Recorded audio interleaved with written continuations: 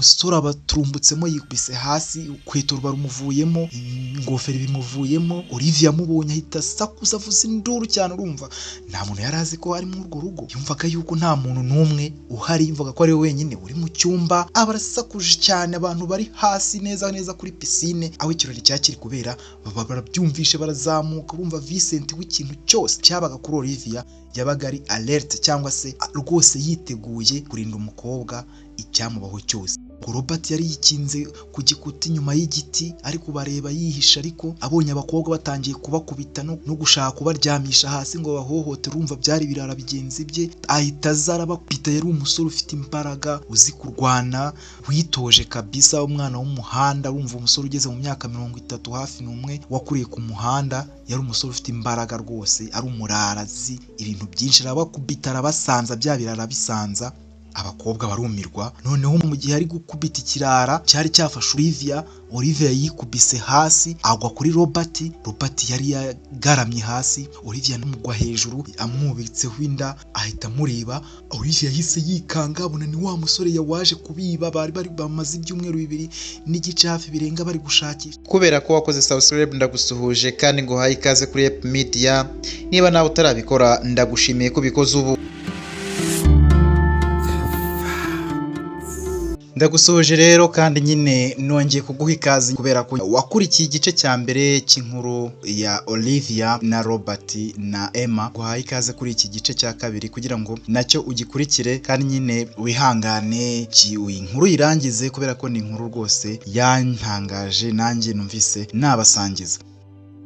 Duherukana rero ubwo Vincent yarafashe umwanzuro wo gusarura ibyo yari amaze imyaka myinshi ategereje, cyangwa se yarabibye ari kurera umwana utari uwe, yitiriye umwana wagombaga kuvuka mu nda ya Monica, ariko bikarangira bapfuye bombi, habuzemo n'umwe urokoka.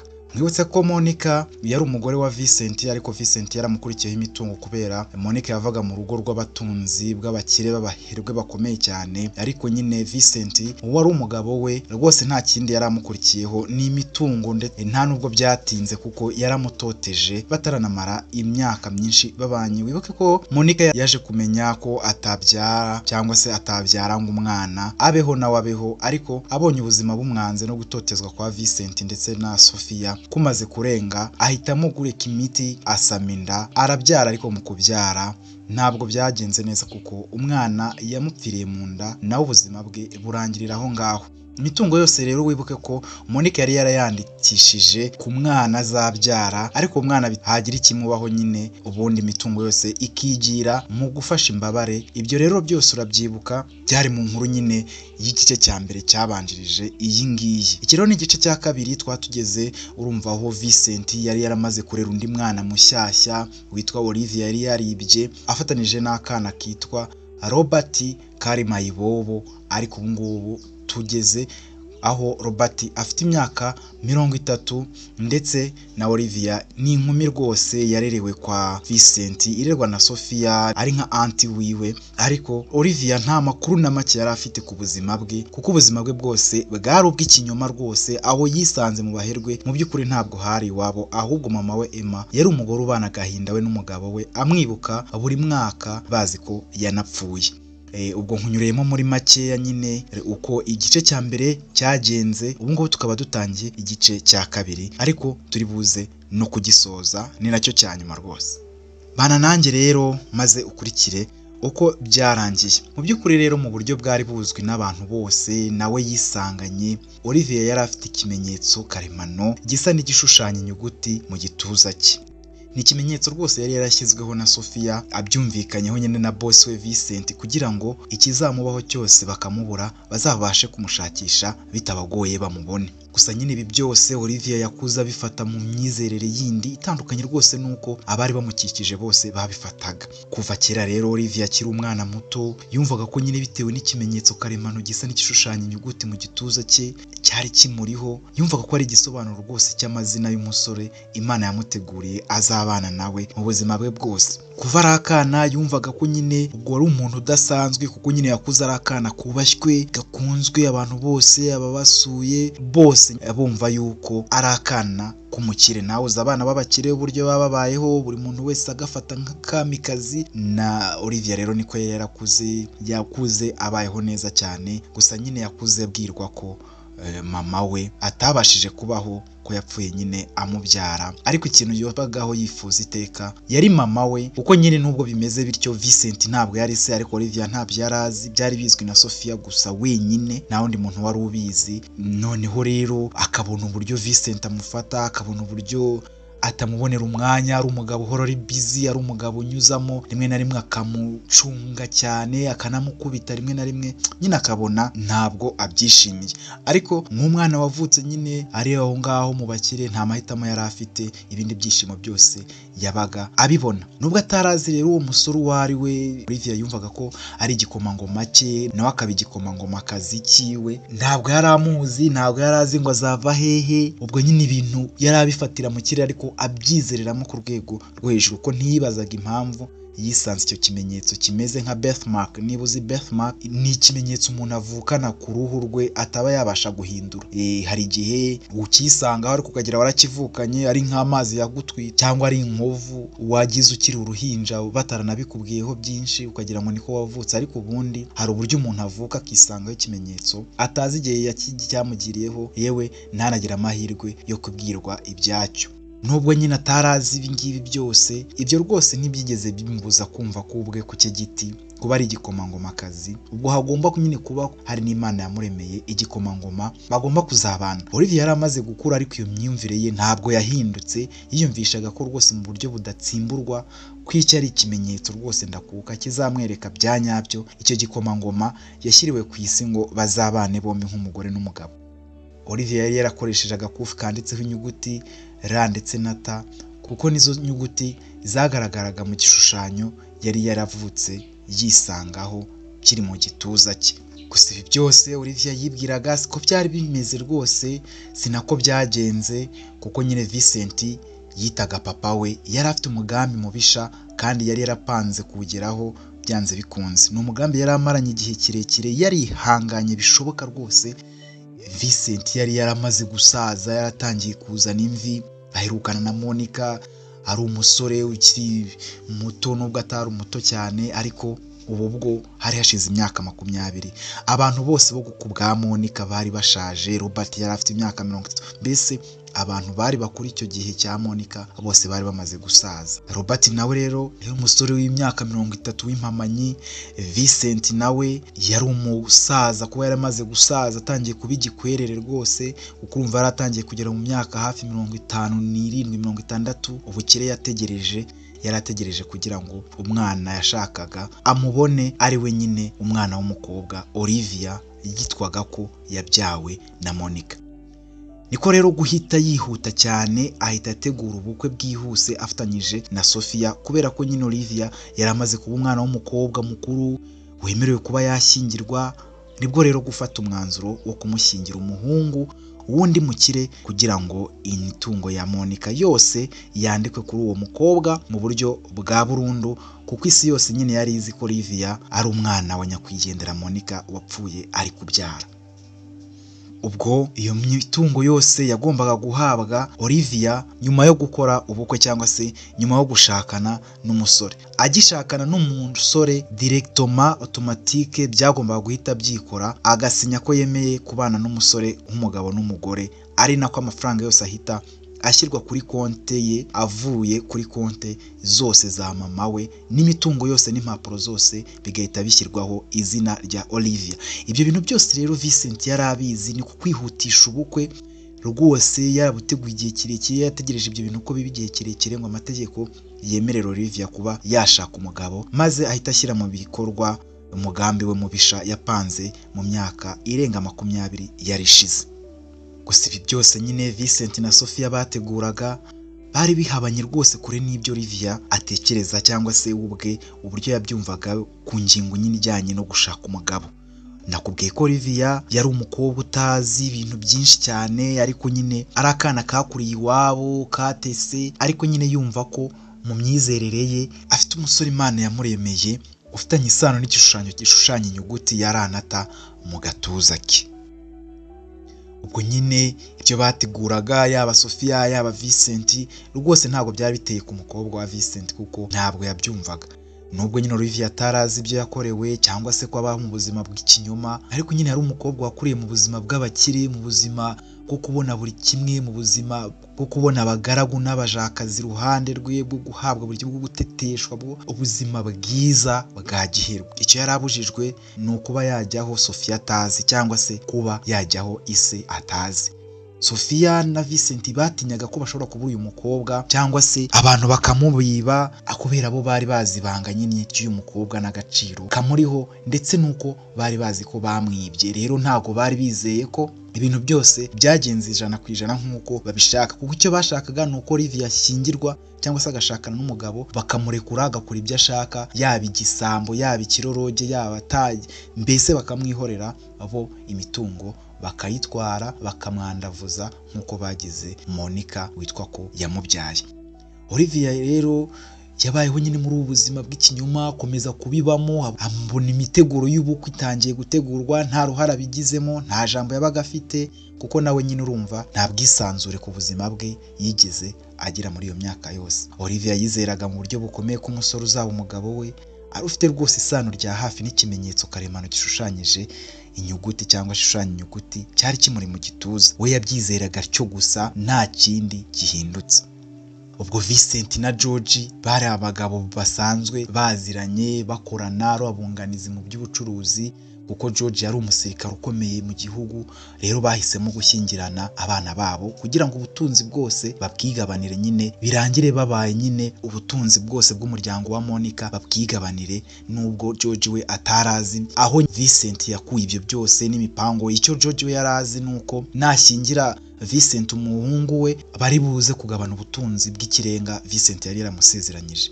George ntabwo yarazi bijya mbere bijyanye n'amateka, kuko yari yarahuye na Vincent nyuma, urumva hari hashize imyaka myinshi rwose Monica apfuye, abantu bose n'umuryango wa Monica upfuye, abantu benshi bazi ko nyine Vincent ari we nyiri ibyo bintu, nubwo nyine bitari bimwanditseho. Nta kintu kimwe yashoboraga kugurisha, nta kintu kimwe yashoboraga gukoraho, kuko nta byangombwa by'imitungo na bike cyangwa se icyangombwa na kimwe yari afite. Icyo yari amaze ni uko yibamo nk'ubiragiye, ariko ntiyari yemerewe no kugurisha habe rwose n'ikiyiko yasanganye Monica cyangwa se yasanze mu muryango wa Monica.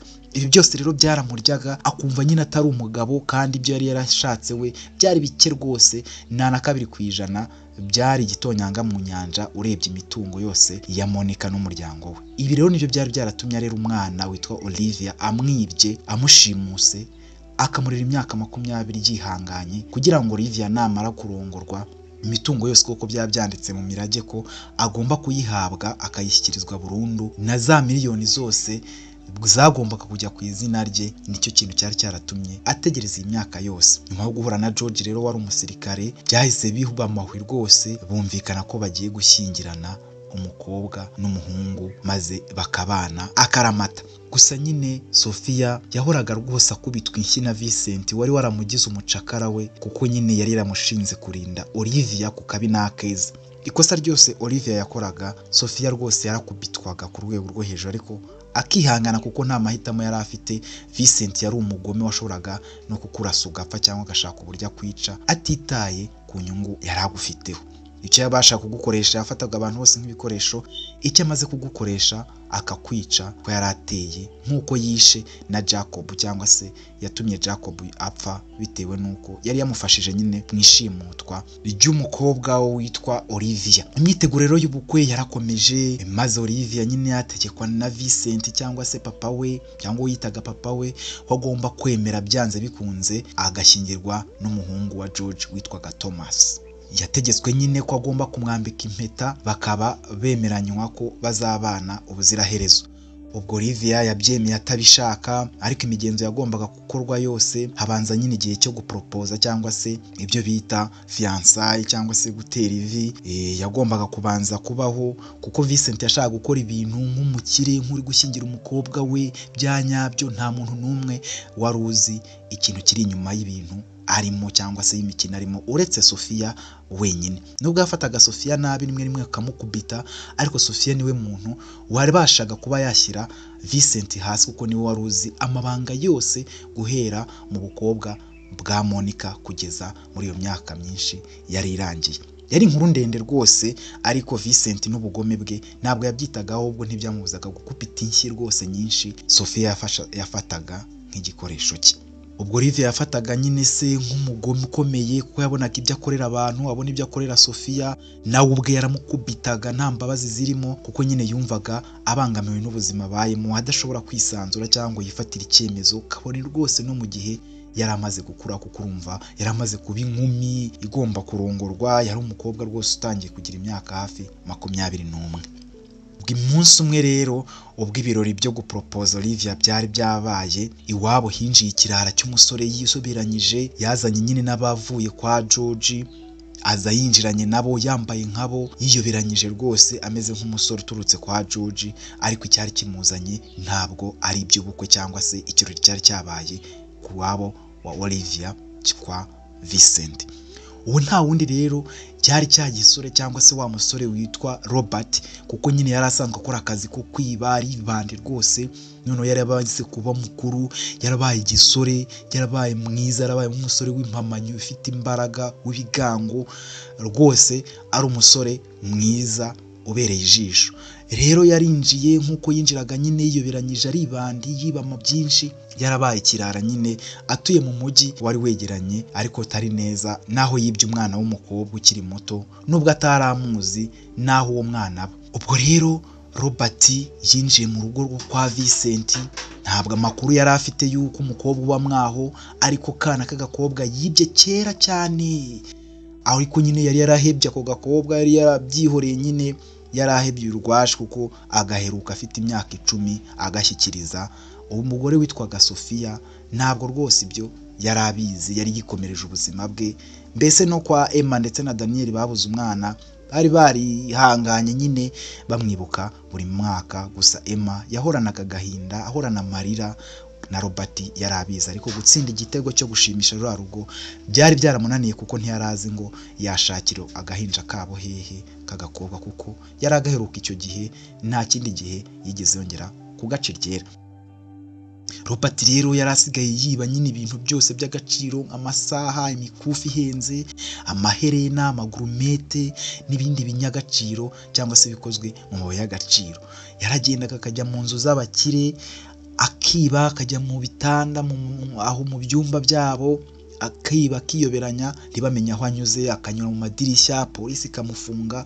Rwose yaratorokaga, nyuma na nyuma akigira kuruhuka mu kagigi yabagamo, mu kanevu yabagamo, rwose mu nzu y'ibirara nyine, muri quartier y'ibirara byari byarifatiye, kandi byose byaramukundaga, yameze nkaho ari uyoboye ibirara, n'abana ba mayibobo, inzererezi zo ku muhanda, ba marine zo mu kagigi kabo, niwe wari ubiyoboye.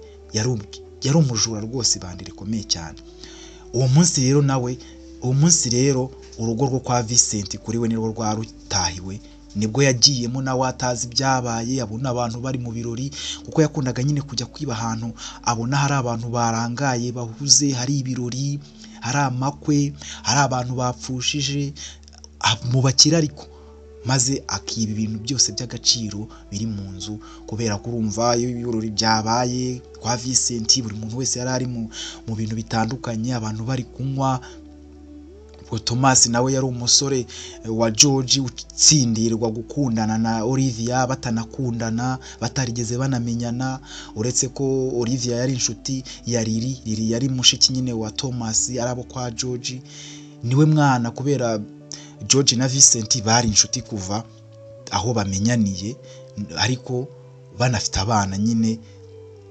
Ubwo Vincent yari afite akana k'agakobwa kitwa Olivia, urabyumva. George nawe yari afite abana babiri, afite uwitwa Thomas umuhungu we mukuru, ndetse afite n'akandi gakobwa kitwa Lily, ari nako nyine kabakuze ari inshuti magara ya Olivia, kuko niwe mwana wari wemerewe wenyine kugera kwa Vincent, kubera nabwo nyine yari akana k'inshuti ye yitwa George. bayasangiraga iby'ubucuruzi bakora ibintu byose bibi by'ibyaha, ndetse George yari n'umusirikare ukomeye w'amanyenyeri, yaricaga agakiza avuga rikijyana. Urumva rero bombi bari bafite ijambo kandi barahuye bahwanye. Mbese George nawe yarebaga Vincent uburyo ari umukire, ariko nta makuru yari afite yuko nyine ibintu aragira atari ibye, nta kintu kimwanditseho, nta kintu ashobora kugurisha, ntabwo yari abizi habe namba. Ahubwo nyine iryo ryari ibanga rya Vincent ndetse na Sophia bonyine.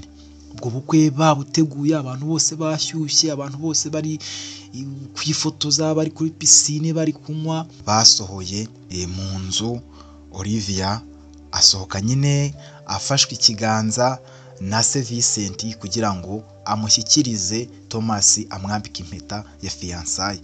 Cyari ikirori nyine kibanziriza ubukwe nyirizina, kubera ko nyine abakiri urumva bagira ibirori byinshi, kwambikana impeta ya fiançailles, kwerekanwa, gusurana, ibintu byose biba ari ibirori. Bari hanze rero, ubwo Robert yabaciye muri humye yinjira mu nzu kwa Vincent. Yinjiye mu nzu yigize nyine nk'umuntu watashye ibirori, ariko nyine yihishahisha kuko nabo kwa George nta wari umuzi. Hari harinzwe cyane, urumva umukoroneri ufite amapeti nka George yari umuntu urinzwe kandi ukomeye mu gihugu. Umusore yari ikirara nawe, Robert yari ikirara rwose, yari yarakuriye ku muhanda nta cyamukangaga. Yinjiye mu nzu mu kanya nk'ako guhumbya no guhumbura, yari amaze kugera mu byumba byose yabizengurutse, yagiye atora udukufi, yagiye atora amasaha, agafata utuntu twose ushobora kugera mu cyumba ntumenye ko twibwe, ariko iby'agaciro yabyibye. Yari ageze rero mu cyumba cya Olivia, yari yabunze mu byumba byose, urabyumva, yarebye ibintu byose yabitwaye, yabiziritse nyine mu mifuka, ibindi yabibitse mu ngofero, ibindi yabishyize mu kote yari yambaye, rwose yabibye yabacucuye. Amahirwe make rero yatunguwe no kumva umukobwa ari kuza avuga sakuza cyane ati, iyo mbimenya rwose ntabwo nari kwambara izi inkweto zihenze gutya papa aba yanguriye rwose, atanitaye kumenya ingano y'ikirenge cyanjye, zirandya, ndazikuramo rwose, nibashaka ibiyahure ndazihindura. Singiye rwose kwipfira ngo ni inkweto zihenze, ariko papa kuko ubu yazafasha akanya gato akanyitaho kuko akabona ko ndi umwana we. Ubwo uwo wavugaga yerekeraga mu cyumba cya Olivia. Nta wundi rero yari Olivia wari uvuye mu birori hasi, dore ko yararaga muri etaje ya gatatu, ari kuzamuka ajya mu cyumba cye, ari kwinubira inkweto ise yari yamuguriye, yamutegetse kuzambara, ariko ari inkweto zimurya cyane, zamuriye, zamutesheje umutwe. Amaze kwikubita hasi mu birori, ari kuzamuka ari kumwe na Lily, ari kumubwira ati hangane ntugire ikibazo. Olivia yahise yinjira mu cyumba cye, asigarira hanze. Lily ari kumubwira ati wihindura izo nkweto, papa warabibona nabi. Ubwo Robert yumvise umuntu afunguye umuryango, we yari ari kumwumva ariko akiri mu cyumba, ahita afungura garderobe, ahita yihishamo, ahita yikingamo, yitsindagiramo ku rwego rwo hejuru ku buryo ntawe ari kumenya ko ari muri icyo cyumba.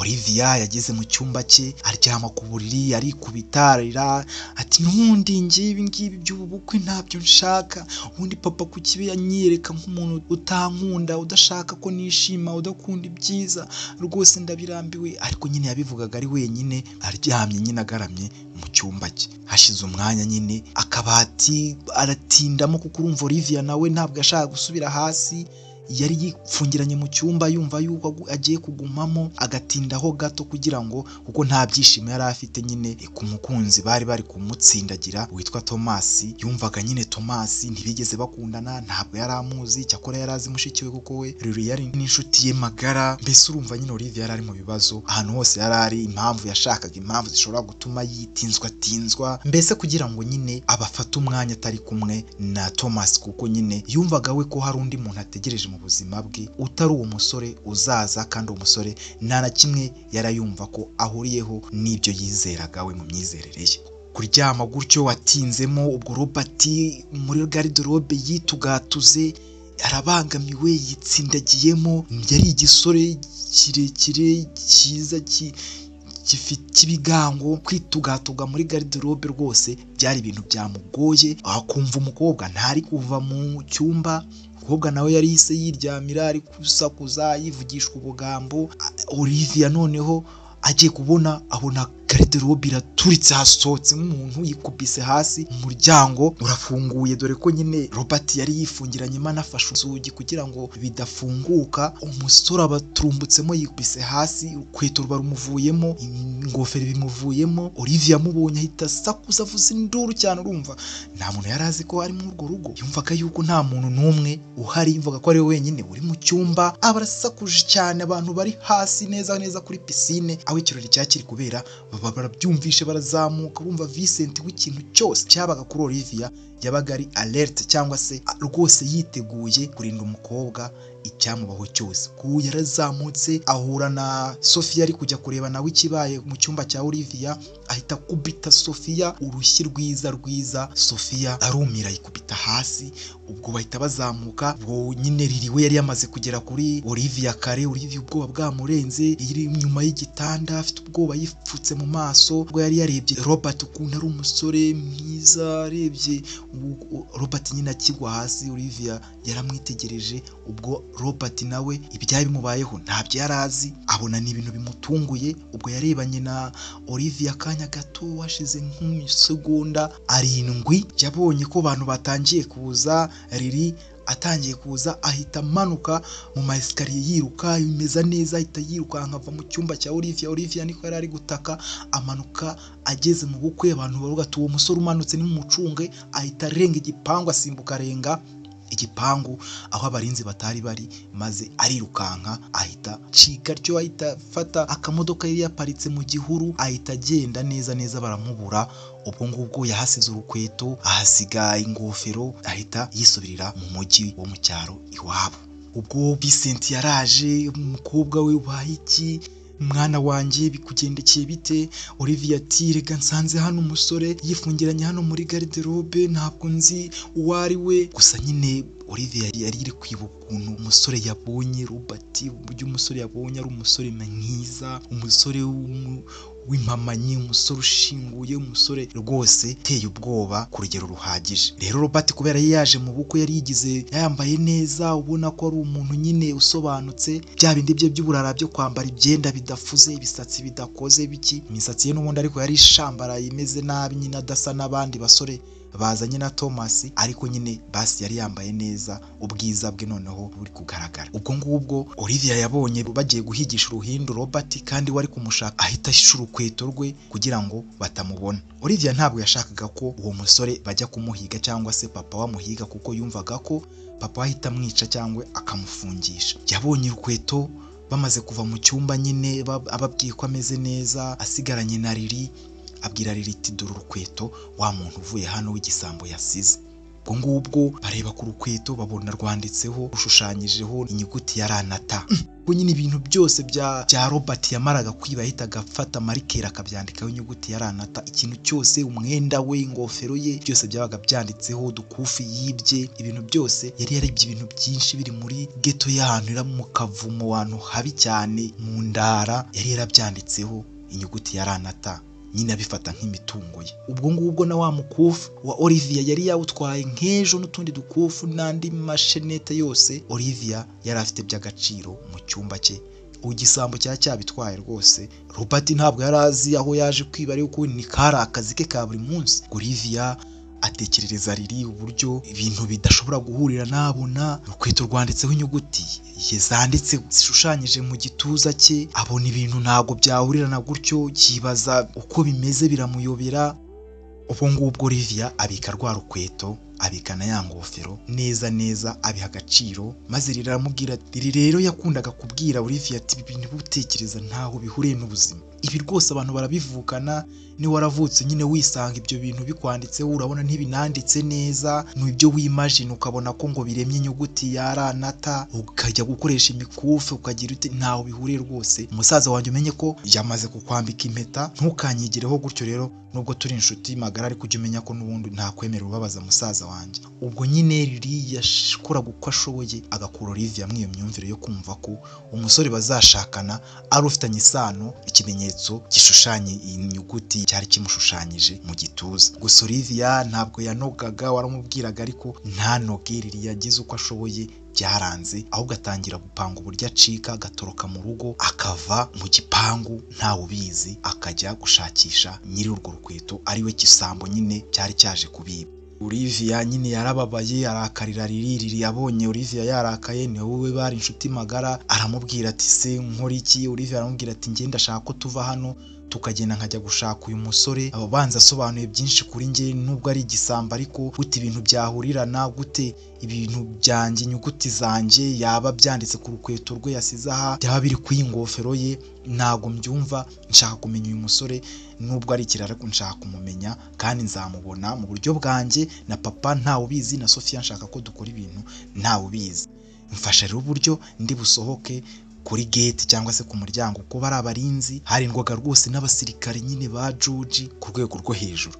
Mfasha, wowe uri umukobwa wa George, abasirikare barakuzi, abarinzi barakumvira, ushaka uburyo batuma ngenda nkava ahangaha.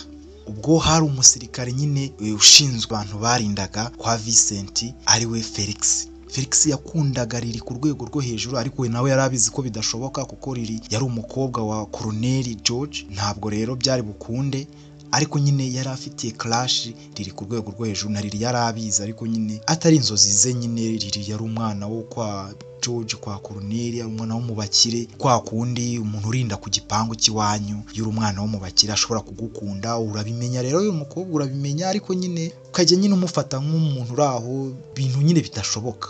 Ariko nyine nabwo ukagira ibyo umusaba, cyane cyane iby'ubucakura bwo kugira usotoroke. Na Riri rero niko yari ameze, yabwiye Olivia ati ibyo bindekere njye ndabyitaho. Ubwo Riri yaragiye yinginga Felix, yamubwira ko nyine bashaka gusohoka kandi ko ashaka ko hari ikintu amufasha. Ubwo Felix yamubajije icyo ashaka ko bamufasha, amubwira ati nshaka ko tujyana ahantu waba uzi haba amabandi, hari ikintu nyine dushakayo, twebwe dusigayo, urafata abagenzi bawe batujyane badusigeyo, ntabwo rwose ibindi biratureba, ndaza kuguhamagara cyangwa nkwandikire message uze kudufata. Felix yumvise ameze nyine nk'ugize amahirwe yo kuvugana na Riri, yaramukundaga cyane, ako bombe nyine babizi nta huriro rwose bafitanye. Ubwo arabatwara abajyana mu nce zitandukanye rwose zizwi nk'ince z'ibirara, akabasigayo. Babikora iminsi hafi icyumweru cyose, bagenda bashangisha nyiri urukweto ninde, bajya ahantu hose Felix yabajyanye mu duce tw'amabandi,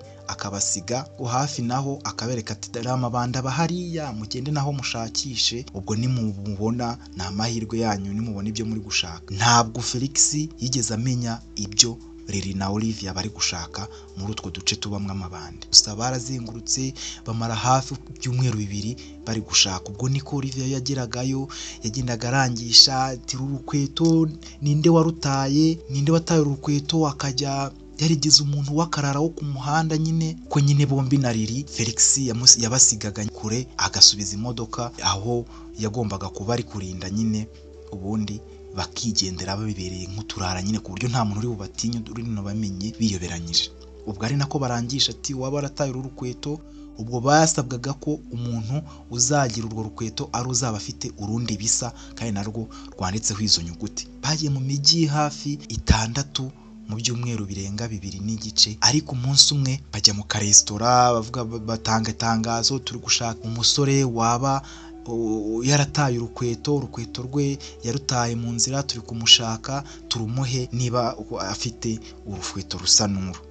Ubwo abantu benshi bakumva yuko ubwo ari beza, bucye batangira kujya bagera mu dukaritsiye bagashyiraho amafaranga nyine kuri buze kuba ari nyiri urukweto, bari bunawumuhe n'ayo mafaranga, ko nyine n'urukweto bari baraha agaciro ku rwego rwo hejuru. Ubwo umunsi umwe binjiye muri resitora bari kurangisha urukweto, ubwo Robert yari arimo ari kwirira ibituzi, dore ko yari ikirara nyine, ari mayibo, bari indara y'umujyi. Yumva barebye hanze abona abakobwa bari kurangisha urukweto 2, ngo urukweto ngo rwanditseho inyuguti, bari kureba uwo rukwira. Abona ni wa mukobwa yasanze mu rugo rw'umukire aho yari yaragiye, yaraherutse kwiba mu byumweru 2 bishize. kandi yibukaga ko yahataye urukweto n'ingofero. Robert yahise yikinga igipira cy'ikijampa mu maso arihisha akagerebera ku ruhande. Abakobwa barinjiye, abantu barababwira ati amafaranga niba muyafite muzana abasore b'ibirara bintwara umogi byose bikambura inkweto bagashyiramo urukweto ntirubakwire, abandi rukaba ruto, abandi rukaba runini, abandi uwo rukwiriye bamubaza urundi akarubura, abakobwa bakitahira. Bababwiye ko bafite amafaranga, abantu baba benshi, abakobwa abasore bararwana, abagabo bararwana bashaka ko urukweto ruba urwabo, amafaranga akaba yabo. Urumva abakobwa bari bisanze ahantu h'amabandi, abanywa urumogi, abanywa tabi n'ibindi byinshi, abanywa nzoga, abasinzi, ahantu nyine mu kajagari k'amabandi bagukoraho rikaka, bicana baterana ibyuma, niho bari bisanze. Babonye intambara ivutse ku rukweto, bafata urukweto barirukanka. Ubwo ngubwo Robert nawe niko yari ari kureba, ari kwibaza impamvu abo bakobwa bari guhiga nyiri urwo rukweto. We yari afite ubwoba yuko nyine ubwo bari gushaka umuntu wabibye. Kinga nyine ku ruhande ariyoberanya, ntiyajya no kwipima, we yarihisha, ahubwo ari gushaka uburyo bavaho agahita asohoka aho ngaho. Ubwo ngubwo abakobwa baragiye, bageze imbere Robert abagenda runono, ariko ni nako abarara bari babakurikiye nabo. Birara byamenye ko bafite amafaranga nyine, bijya kubatangira. Bageze hepfo batangiye kwandikira Felix banamuhamagara, nyine rero ari kumuhamagara ngo azabafate yongere abasubize mu mujyi. Abakobwa bahise bagotwa n'ibirara, birababwira biti mugomba kuduha amafaranga mwamuri gutanga ku muntu nyiri urukweto, ntabwo bitureba niba atari urwacu, ibyo ntibitureba, twebwe icyo dushaka nayo mafaranga mufite muri ayo masakoshi yanyu mwamugiye guha nyiri urukweto. Ubwo ngubwo barabafashe bafatiraho ibyuma, babatera ubwoba babwira ati barabasaka, babaka amasakoshi. Ubwo Robert yari yikinze ku gikuta inyuma y'igiti ari kubareba yihisha, ariko abonye abakobwa batangiye kubakubita no gushaka kubaryamisha hasi ngo bahohote, urumva byari birara bigenzi bye, ahita aza arabakubita. Yari umusore ufite imbaraga, uzi kurwana, witoje kabisa, umwana w'umuhanda. Urumva umusore ugeze mu myaka 30 hafi n'umwe wakuriye ku muhanda, yari umusore ufite imbaraga rwose, ari umurara azi ibintu byinshi. Arabakubita arabasanza, bya birara bisanza. Abakobwa barumirwa. Noneho mu gihe ari gukubita ikirara cyari cyafashe Olivia yikubise hasi agwa kuri Robert. Robert yari yagaramye hasi, Olivia namugwa hejuru amwubitseho inda, ahita amureba. Olivia yahise yikanga, abona ni wa musore yawaje kubiba. Bari bamaze ibyumweru 2 n'igice hafi birenga bari gushakisha mu makaritsiye y'abamafia n'ibirara. Olivia avuze induru, avugije induru, riramubaza icyo abaye. Hazita barubaye iki? Ati uyu niwe musore, ati dore nguyu ndamubonye. Ubwo riri nawe yahise amubwira ati ariko uri umusazi, bite byawe, umusore se wuwe? Ati niwe rwose niwe. Ubwo Robert yahise amenya ko bamuvumbuye, ahita yirukanka arabwira ati mugenda. Ahita aburirwa irengero, anyorobera mu mazu, ahita aca mu mazu ariruka yihisha. Abakobwa baramubura burundu. Olivia yaratashye. Ubwo ngubwo Robert yahise amunyaga urukweto n'ingofero bye, kuko yumvaga ko ari ibimenyetso bishobora kuzamufatisha. Arabicyura abijyana mu kavumo ke mu rugo, arongera abisubiza ku bindi. Urukweto yari afite urundi mu rugo ahita arusubizaho, yumva araruhutse kubera ko yari azi ko umukobwa nyine atamenye ibijya mbere nyine, ariko akomeza kwibaza impamvu umukobwa yashakishaga nyiri urukweto, akumva ko ubwo bari gushaka kumuhiga ngo bamwice. Ubwo haciyeho iminsi, Olivia amara icyumweru cyose atitaba telefone ya Thomas. We na Lily bahora riramubwira ati ibyo bintu uri kuvuga ntaho bihuriye, ariko Lily nawe agezeho atangira kubona ibintu hari aho biri guhurira. Uburyo necklace cyangwa se agakufi ka Olivia kanditseho inyuguti ze, wa musore urumva yari yarakibye, yari asigaye anakambara. Icyo gihe bakamubonye akambaye mu ijosi, urumva kari kanditseho inyuguti ya Ranata, kandi ibikoresho bye byose byari byanditseho. Ariko Robert ntiyari yabyitayeho, yari yipfuye kwiyambarira. Yari umusore uri aho utita ku bintu rwose, wibera mu bintu bye, wibera umeze nka zezenge, ariko w'umuhanga cyane kandi ugira urukundo. Kubera ko inkuru yo kwiba umukobwa Emma yari yaramuhinduye cyane, adashaka gukora ibintu bibi byo guhemukira abantu, uretse kwiba abakire gusa nibyo yakoraga, no kwibera nyine mu bararabe nka mayibobo yakoreye ku muhanda. Nibwo buzima yari azi, nibwo buzima ise Jacob wamureze yari yaramutoje, nibwo buzima, nta kindi kintu yari azi, ni ubukene n'ubuzima bwa kirara bwo ku muhanda. Olivia byakomeje kumwanga mu nda, akajya yumva ntatuje, afata umwanzuro wo kubwira Lily ko bagomba gusubira muri za karitsiye babonyemo Robert. ubwo Lily yaranze amubwira ko ibyo bintu arimo akwiye kumenya ko rwose bitandukanye. Aramubwira ati ariko Olivia uri umusazi, cyambere uri mu rukundo na musaza wanjye Thomas aragukunda, ntabwo ngiye nkomeza kugushyigikira muri ibyo bintu byo kujya kureba uriya musore utazi, umusore w'ikirara, mayibobo yo ku muhanda yiba abantu. Uzi ko uriya musore yibye papa wawe imikufi, ibintu byinshi by'agaciro, yewe nawe ubwawe yarakwibye, yakwibye ibikoresho, yakwibye umukufi wawe, yakwibye ibintu byinshi. Uri umusazi. Ibyo bintu rwose bikuriho, nubwo bihura nyine ntaho bihuriye. Ibi rwose ni ibintu umuntu avukana, ntaho bihuriye, nubwo wowe utekereza ko bifite isano ariko ntaho bihuriye. Ubwo Olivia yumvishaga Lily ko ibintu arimo abizi, ko yumva ko ari byo, ibyumva mu mutima we, ko yiyumvise atazi uko ameze akibona uriya musore, ko kandi n'ubu yumva atazi uko ameze, nyine ko ibyo bintu bitapfa guhurirana, ko akeneye kumenya uriya musore birenze. Ubwo Lily yahise ashwana na Olivia, anigira iwabo, aramwihorera, amubwira ko atazongera kumuherekeza, cyakora ko icyo azamufasha ari ukubwira Felix akazajya atuma asohoka nyine ntamufate, kugira ngo papa we atazajya amukubita cyangwa se akamumerera nabi. Olivia yafashe umwanzuro wo kubyimenyera, maze niko utangira kujya gushakisha wa musore aho aba muri ya karitsiye yamusanzemo. Iminsi yakomeje kwicuma, Olivia akajya muri ya karitsiye Robert abamo, akamubura, akajya yo nimugoroba arebe ko yataha, akamubura, akongera agataha. Olivia iyo yajyaga kureba Robert yagendaga yambaye kirara, yipfutse mu maso, yambaye nk'agasore, mbese ku buryo utapfa kumenya ko ari umwana wavuye mu mujyi, ndetse mu mujyi ukomeye, ndetse mu rugo rukomeye cyane nko kwa Vincent. Mbese Olivia yari yarahindutse, asigaye ashaka kumenya byimbitse ubuzima bwa Robert. Umunsi umwe rero Olivia yagiyeyo, abona Robert aratashye, ahita amukurikira mu tuzu twinshi twaduhari ahantu muri karitsiye y'abakene. Uko Robert arenze ariko Olivia ahingutse, ko arenga ariko ahinguka, agenda yikinga ku bikuta, aramukurikira neza kugeza Olivia abonye ahantu Robert aba. Robert urugi yabagamo n'urugi yafungishaga amakari, nta gufuri iriho, awaza agakubita agatugu, urugi rukavaho, akongera akarwegekeshaho ibuye, ubundi akiryamira. Yari umukene rwose, ariko mu nzu imbere iwe kubera habaga hari abarara benshi bamutinya, bamwemera, bamukunda, za mayibobo, abana bari harinda, nta kintu yaburaga, yarazaga akiryamira, akajya koga. Olivia yari yigeze nawe nk'akarara nyine nk'aho ari umukobwa wa karashika nyine uje kureba nyine umusore mwaho, nawe nyine w'akarara akazi. Buryo yari yiyambitse ibipira, yipfutse mu maso, yihinduye nyine utamenya ko ari ka kana kameze nk'akamarayika kibera mu rugo rw'ibiryo kwa Vincent.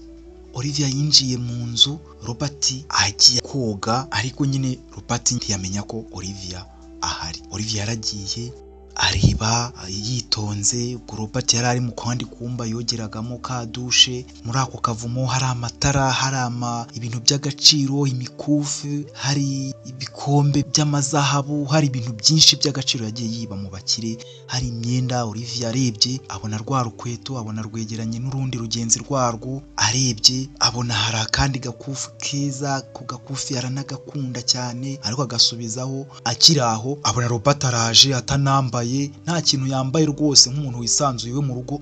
Robert amubonye akubitwa n'inkuba. Umukobwa nawe ahindukiye abona Robert n'ubwambure yambaye, ari igisore rwose cy'imbaraga, akubitwa n'inkuba, nawe ubwoba buramutahita, asohoka, agiye gusohoka ataza gusohokera, ahita akubita umutwe ku gikuta, ahita yikubita hasi araraba. Nuko Robert aramuterura, ka Olivia kahise gasinzira kaba nk'agahwereye. Robert arambara, agaterura, akaryamisha ku buriri bwe, azana bwa barafu agashyira ku mpanga, ku mutwe aho kari gakubise ku gikuta, kashaka kwiruka ngo kamucike. Hashize nk'amasaha karakanguka ka Olivia, akanguka ashidukiye hejuru. Ndi hehe? Avugira hejuru, ndi hehe? Aha ni hehe? Ko Robert aramubwira ati tuza muko, tuza, ahubwo wowe mbwira aha hantu uhagera uti. Ubwo Olivia n'ubwoba bwinshi abaza Robert habaye ryari. Bataramubwira ati habaye saa 11:15. Ubwo zari zibaye saa 11:15 bwije nyine z'umugoroba. Urumva Vincent yari hafi gutaha. Ubwo Robert abwira Olivia ibyamubayeho, ko yamubonye agiye gucika kwirukanka kubiti umutwe ku gikuta, nibwo yahise ahwera ko nyine hashize amasaha 2 aryamye. Yahise areba Robert mu maso, aramwitegereza, aramureba cya Robert kiri kumubwira ati none se uri gushaka iki rwose niba naranibye iwanyu mbabarira umveho winshakisha ntabwo ngiye njyanduka rwose. Robert yari ikirara rwose nta kintu yitaho aramubwira ati ni iki kiri gutuma ungendaho wa mukobwa we. ubwo ngubwo Robert yari yambaye mu gatuza, Olivia aramureba aramwitegereza afite ubwoba ariko nyine abona umusore. Robert ari umusore mwiza cyane, ari umusore rwose w'inzozi ze, ari umusore yahoze arota, ari we musore yakuze atekereza ko azaba igikomangoma cye. Nyine Olivia abona neza neza uwo musore niwe wa nyawe yavutse ngo amubere umugabo. Olivia yahise ajya mu rukundo rugurumana mu mutima we, aramubwira aramubwira ati ndebera ku isaha, aramubwira ati aramubwira ati habaye saa 12. ubwo ngubwo Olivia yahise abona Sofia ari kumuhamagara, yahise areka kumwitaba. Hashize umwanya Thomas sheri we abaramuhamagaye, abona ibintu bibaye nabi, yanga nabwo kwitaba Thomas. Hashize umwanya Thomas arongera amuhamagara, Olivia aramubwira ati ndi mu rugo ariko ntabwo naboneka. Thomas yari ari kumubwira ati Olivia dufite gusohoka uyu munsi, papa ashaka ko dusangira, wahaza nyine tukagenda cyangwa nkaza kugufata aho mu rugo tukagenda. Olivia iyo baga ari kuvugana na Thomas yumvaga ameze nk'ufite isesemi, ni umusore atigeze akunda mu buzima bwe, ari kumutsindirwaho n'iwabo Vincent nyine ndetse na papa wa Thomas George, kuko na Thomas ubwe nyine yari yarahawe gasopo na se George ko atazigera yanga uriya mukobwa, ko ahubwo agomba gushaka uburyo bakundana akamukunda ku kibi n'ikiza. George nyine yari afite isezerano yagiranye na Vincent ise wa Olivia. Olivia yabonye ibintu bikomeye bashobora kumubura, ahita abwira Robert ari guhumeka cyane, avuga ati uri umusore mwiza. Ahita asohoka arirukanka aragenda. Robert yasigaye mu rugo wibaza ibiri kuba, agakobwa k'agasazi atazi impamvu kamugendaho, agakobwa ko mu bakire. Robert rwose ntabwo yabyumvaga, ntabwo yumvaga uburyo icyo umukobwa amushakaho. ubwo Olivia yakomeje nyine kujya yiyiba agatoroka akaza kureba Robert yageraho biramurenga, abona nyine akakobwa k'agasazi ko mu bakire ko mu wundi mujyi ukomeye. ubwo bwarakeye Olivia yanze kuva ku izima, akomeza guca amazi gahunda za Thomas bagombaga kurushinga mu minsi mikeya yari imbere, ahubwo afata icyemezo asubira kwa Robert adahari, kuko yari yamaze kuhamenya. Agenda yitwikiriye ashaka uburyo akora iperereza ryimbitse ubwe ryo kumenya uburyo ikimenyetso gishushanya inyuguti ya Ranata kuri we kimuriho gifite aho gihuriye n'ibintu Robert byiwe yabonye byanditseho ibintu byose inyuguti ze. Bwaragiye arareba ibintu biriyo wenyine yitwikiriye, nta muntu wundi uhari. Robert ntabwo yari ahari. Areba nyine inkweto, areba imikufi, areba ibintu byose Robert atunze, akomeza gukora iperereza, abona byose byanditseho inyuguti ya Ranata. Yareba ku kamenyetso yavukanye nabwo akabona harimo inyuguti zijimye neza ariko bitagaragara neza, ariko harimo Ranata. ubwo mu gihe akiri mu rujijo Robert yahise akubita urugi aba yinjiye iwe. Olivia yari yihishe, ariko aho yihishe Robert n'ubundi aba yamubonye, aramubwira ati ati ubwo nyine wihishe, hano ni iwanjye sister, aha ni iwanjye, ntabwo wanyihisha rwose. ubwo urumva waza ukanyihisha hano mu rugo nkakubura? Ati ngewe ntabwo ibyo byakunda, sohoka ahubwo aho ngaho munsi y'igitanduze hano. ubwo nyine Olivia yakozwe n'isoni, ariko nako Robert nawe yakomeza kubaza umutima we kwibaza impamvu umukobwa amugendaho, maze ashiruka amanga afata Olivia bicaranye barebana, amubaza ati se kubera iki ungendaho, uranshakaho iki? Olivia aramubwira nawe yitonze ati nge rero ntabwo ikintu gikomeye, ntabwo ngamije kukubabaza cyangwa se kuguteza iwacu nk'uko wowe ubyumva. Nge rwose ikintu ngamije ni ukumenya impamvu z'izi nyuguti Ranata ku bintu ngenda mbona ku bintu byawe byose. Robert aramubwira ati impamvu rero y'izi nyuguti, nge nitwa Robert, izi nyuguti rero zisobanura inyuguti ya Ranata y'izina ryanjye, ibintu nyine byose nibye biba ari ibyanjye, mpita mbishyiraho ikimenyetso cy'izina ryanjye. ubwo Olivia aramubwira ati witwa Robert? Ati yego nitwa Robert. Olivia ahita amubwira ati none se gute? ubwo Robert nyine yari yambaye na wa mukufi wanditseho Ranata yibye kwa Olivia.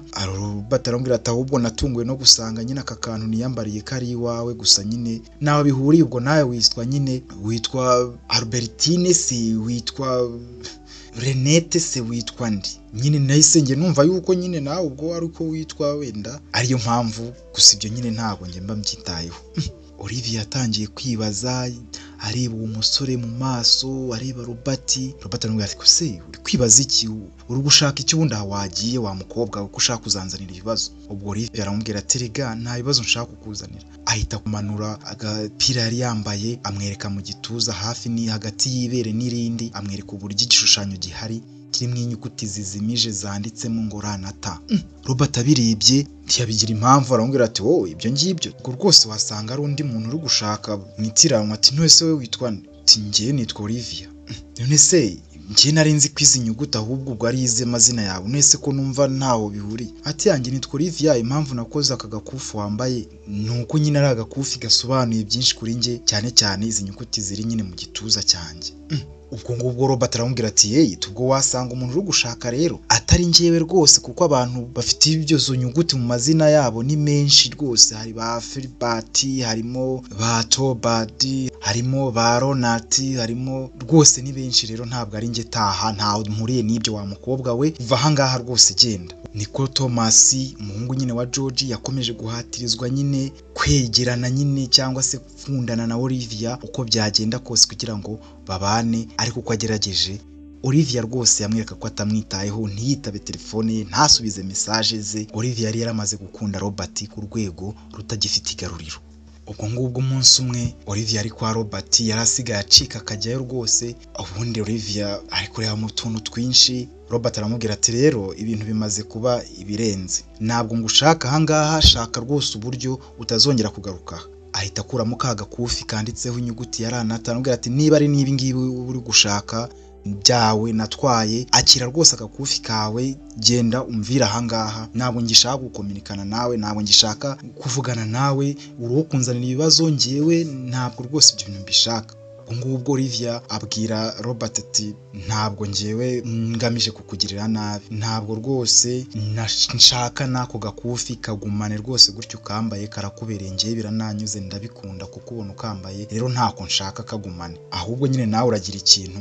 Ubwo Robert uko ari abwira nabi Olivia ngo asohoke agende, yaramubwiye ati ndagira ikintu nguhase, sohoka utahe, fata n'imikufi yawe umvira ahangaha. Ubwo Olivia ari kureba we nta kintu yari yitayeho, ibintu byose Robert yavugaga Olivia yabaga yimereye nk'uri kurota, nyine nk'uri kumwe n'umusore yakuze arota, abona agakufi keza cyane, aramubwira ati ahubwo nanjye nyihera kano gakufi nkitwarire. Ubwo ako gakufi yari afashe ni akagurumete Robert yari abitse imyaka hafi 21, kari karatakaye igihe yahaga umwana Sofia bamutwaye. Robert yahise akamwaka n'umujinya mwinshi. Ubwo Olivia baramuhamagaye, we ninde uguhamagaye? Olivia aramubwira ati ni igisore dukundana, ntago mba nshaka kumwitaba. None se yitwa nde? N'uwo tabari kunyitwaza yuko ari umusore w'umusirikare agira ngo njye ngo ndamukumye, rwose nta mukumukunda.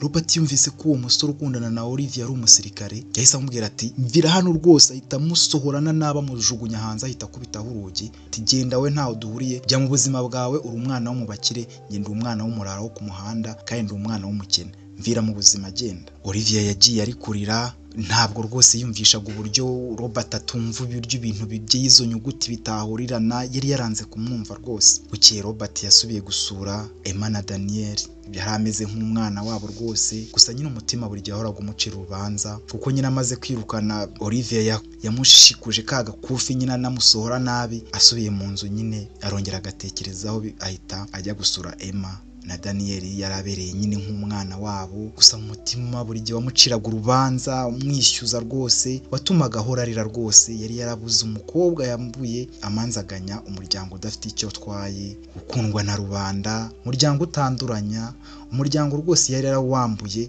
ibyishimo byose bya burundu kandi ntacyo mutwaye. Ubwo bukwe bwa Olivia na Thomas bwari bwegereje. Olivia yagiye kubwira Robert ko yareka kumwinubira kuko wamwiyumvamo. Robert yabwiye Olivia ko niba ari agakufi rwose, cyangwa niba ari za nkweto, cyangwa niba ari iki rwose, arambiwe yakemera akabimusubiza kuko ari kumuzanira ibyago kandi adashaka ko abakire bazamuhiga bakamwica. Ibyo rwose Robert yabwiraga Olivia ntabwo Olivia yabikozwaga, nta nubwo yabyumvaga. Ubwo Olivia yarakanze ibintu byose arabyanga, komeza gusaba Robert ka gakufi. Robert arakamwima amubwira nabi ko ako ngako adashobora kukabona, ko iyo yakamusabaga Robert yahitaga ahinduka, yahitaga yibuka nyine uburyo yabonye mwako gakufi, byose nyine bikamuhindurira mudu. Ako gakufi Olivia yashakaga, nakubwiye ko Robert yari amaze imyaka 21 akabitse mu nzu ye yari inashaje cyane, aho yimutse akimukana kuko nyine nako uruhinja rw'abandi yibye rwari rwambaye.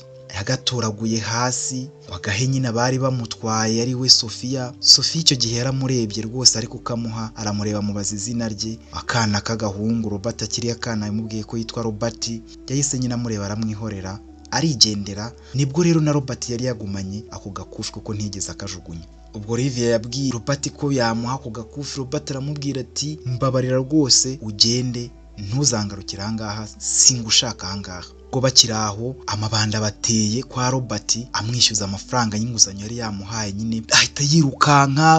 Robert amubwira ati nturebe ibibazo ubushaka, ibi ngibi nibyo buzima mbayemo. Ubwo bahise basohoka barirukanka imisozi, birukanka muri za nzu, ariko Robert yirukankana Olivia nawe ariko telefoni muhamagara ya George n'umuhungu we yanga bose kubitaba. Ubwo George atangira guhamagara Vincent amubwira ko ibintu bapanze biri kugenda bivamo rwose bipfa cyane. Ubwo ngubwo bigeze nijoro, Olivia yiriranywe na Robert, bacitse bya bisambo. Olivia abwira Robert ati none se ni ubuzima ubayemo? Robert ahita abwira Olivia ati dore ntabwo bishoboka ko njye nawe dushobora kubana, ko njye nawe dushobora kugira ibintu na bikeya tumvikanaho muri ubu buzima. Njye ndundi muntu mba mu isi yanjye, nawe uba mu isi yawe. Robert yahise afata Olivia amushyira mu kamodoka ke kari gashaje cyane yari yaratiriye inshuti ye, ahita amushyiramo. Olivia aramubwira ati dore iwanyu ni hariya, genda, ntabwo nyigushaka mu buzima bwanjye, mvira mu buzima. Ubwo Olivia yaragiye n'umujinya mwinshi, ashaka uburyo yiba amafaranga se ashyira Robert. Robert aratungurwa, amafaranga wayakuye he? Aramubwira ati nanjye nshaka kuba nkawe, nshaka kuba ikirara, nshaka kuba umwana wo ku muhanda, nshaka kuba undi muntu utari umwana wo mu bakire, wenda wazanyumva ko ibyo nkubwira bifitanye isano n'umutima wanjye wa hafi kandi ko ntashobora kukureka kuko ndabona waranze kunyumva. Ubwo Robert yaramuretse. Ubwo Olivia arataha, atashye isi aramuhondagura rwose Vincent, ariko nyine kugira ngo yereke Robert ko yiteguye kuba mu buzima bw'umuhanda nyine mu gice cyose azemera ko babana. Olivia yamaze gukunda umusore ku rwego rwo hejuru, nta nubwo yigeze amubwira ko yakubiswe nase. Ubwo iminsi yari icumye bukeye, Olivia yatashye bwije, n'ubundi yari asigaye ajya kwirwana na Robert mu mazu biba ahantu hose. Yarabaye akarara rwose kugira ngo yereke Robert ko yisanishije nawe, bityo akaba yamukunda nawe kuko yumvaga ko uwo musore ari we byishimo bye. Igihe ari kumwe na Robert baryaga ibintu ku muhanda, bakiba, Robert bakamwirukankaho. Robert yabaga ari mu bana mu gakaritsiye kabo k'amabandi, bamukinira bakina. Olivia agira arabikunda cyane rwose, akajyayo agacika mu rugo akajya kureba Robert, ntawe uzi aho yagiye, agataha amajoro. Ubwo bukeye Olivia atashye, Vincent yarongera amukubita cyane, umukobwa arararira buracya. Iryo joro Vincent yanakubise Sophie y'inshyi, aramwongorera ati misiyo uriho urayizi, uyizi neza, winyikira gahunda ntegereje imyaka yose nihanganye irenga 21. Kora akazi kawe neza wahawe, ureke kuba injiji n'ubugoryi, cunga neza umukobwa nibyo ushinzwe. Mubwije ukuri ko niyongera gucika nawe uzacibwamo umutima kandi nkawurya ureba. Kuba mukubita inshyi. Vincent yari inyamaswa mbi cyane, yari umugabo mubi ukunda imitungo, ukunda ubutunzi ku rwego rwo hejuru. Ubwo Olivia ari kurira, yahamagaye Robert, bari bamaze kumenyerana, amusaba ko yashaka uburyo amurokora ingoyi y'ubuzima yari arimo, akamukuraho ngo akamucikisha ko nyine ise yari yarahindutse. Olivia nibwo yari atangiye kubona isura ya nyayo ya se, kuko nubwo yamwitaga se we ntiyarazi ko atari se wa nyawe. Gusa Robert ntabwo yaje, yaramwihoreye ntiyigera aza kumureba buracya. Ubwo George ndetse na Vincent bakomeje kotsa igitutu Thomas kugira ngo nyine gahunda yabicemo, ariko nyine babwira ko Olivia rwose asigaye yarahindutse, ko atagishaka nuko bahura, atakitaba telefone ye, hadasubiza message n'ibindi byinshi rwose. Olivia ko atamukunda kandi ko Thomas we nta kintu aba atakoze. Ubwo Vincent yabwiye George ko n'umuhungu we batazi ibyo bari gukinamo. Ambwira ati rero George, ntabwo uzi ibyo uri gukinamo kubera ko bishobora kubakoraho. Njyewe ntabwo nshaka ko ubu bukwe bupfa, we n'umuhungu wawe Thomas mugende mwumvikane muri uburyo mwihutisha ubukwe, kuko ibintu byose nibidagenda uko bigomba kugenda ntabwo ibintu bizarangira neza ubukwe nibutaba. Ngo George na Thomas birabacanga, ngo nyine Vincent na Sophia bari basuye George na Thomas maze birabacanga, bahamagara Lily. Nakubwiye ko Lily yari mushiki wa Thomas, ari umukobwa wa George. Babaza Lily niba hari ikintu cyaba kiri gutuma Olivia arangara. Babajije Lily niba ari umusore waba uri gukururana na Olivia, cyangwa kugira ikintu ababwira ko atamuzi rwose, ko nta makuru y'ibyo ngibyo afite. Ubwo ngubwo Vincent yahise arakara avuga ko nyine Olivia asigaye ataha amajoro kandi ko atazi rwose ibintu bavuyemo, asigaye ahugiyemo. Ubwo Vincent ahita yongeraho ati Lily ibi byose aba bifitemo amakuru rwose, nuko udashaka nyine kumvira George kubera yakureze nyine bajeye, niyo mpamvu ufite ubu bugoryi utakina mu bintu utazi. Ayo ni amagambo Vincent yabwiraga akana k'agakobwa ka Lily kangana n'umukobwa we, na George ubwahari na Sophia bajyanye. Nta kintu na kimwe cyatumaga Vincent agira impuhwe ku muntu uwo ari we wese ushaka kwitambika gahunda zo kwegukana imitungo ya Monica yari yarategereje imyaka irenga 20. Ubwo George yahise agira umujinya, yegera umukobwa we Lily ko yari yumvise ko ashobora kuba abizi, wamukubita urushyi rwiza cyane, amutegeka kuvuga umusore uri gucudika na fiance wa musaza we, kuko Thomas yari amaze kuvuga ko rwose Olivia atakimwitayeho, banza ashobore kuba afite umusore wundi bakundana. Ubwo nyine George yari amaze no gutekereza ukuntu Vincent avuze ukuntu Olivia asigaye ataha amajoro atazi yavuye kandi bibaye inshuro nyinshi. Ubwo Lily yahise abereka udufoto, ababwira ko nyine hari umusore witwa Robert bajya kureba rimwe na rimwe ari kumwe na Olivia ahantu mu gakaritsiye k'amabandi kure, ariko nyine ababwira ko badakundana. Lily yarababwiye ari no kurira, turega niwe musore ucuditse na Olivia ariko rwose ntabwo bakundana, rwose ni inshuti ye bisanzwe. Olivia rwose akundana na Thomas, rwose nta kibazo kiri hagati. Ngubwo George yahise amucanira urundi rushyi rwiza, rirahita rira cyane, ahita amucecekesha. Sophia yahise areba ifoto ngubwo bari kumwe y'uwo musore bari kuvuga, amubonye ahita abaza Lily, uyu musore yitwa nde? Riramubwira ariko rirati yitwa Robert. Ubwo Sophia yahise yumva Robert, ita yibuka kana kera kigeze kamubwira Robert, areba ifoto ko Robert nyine yakomeje kuba Robert, ibisatsi yagiraga togoshesha ashyira ku murongo, n'ubundi akiri umusore uretse bandana yashyiragamo, n'ubundi niko yari ameze, ntabwo yiyogosheshaga. Mu gitondo cya kare muri karitsiye ya Robert yabagamo hagenderewe na Sophia ndetse n'umuhungu wa George Thomas. Abarara ba Robert bababonye bahise babahagarika, bababuza kurenga aho ngaho. Aho bageze bababwira ati ntago murenga aho ngaho, kuko rero bari bageze mu matware y'abarara b'imihanda, ntabwo bagombaga kuzamura umutwe kuko barara bari guhite babakubita bakabaha isomo ritabaho. Ubwo baparitse imodoka bavamo, bababajije nyine abo bashaka, bavuga ko bashaka umusore witwa Robert. Kubera ko wakoze subscribe ndagushimiye, kandi nawe ikanzu ubu urakoze cyane. Iki ni ikiganiro The Facts cya Yep Media, nyine nitwa Tim Sanze. Ciao ciao nakagaruka.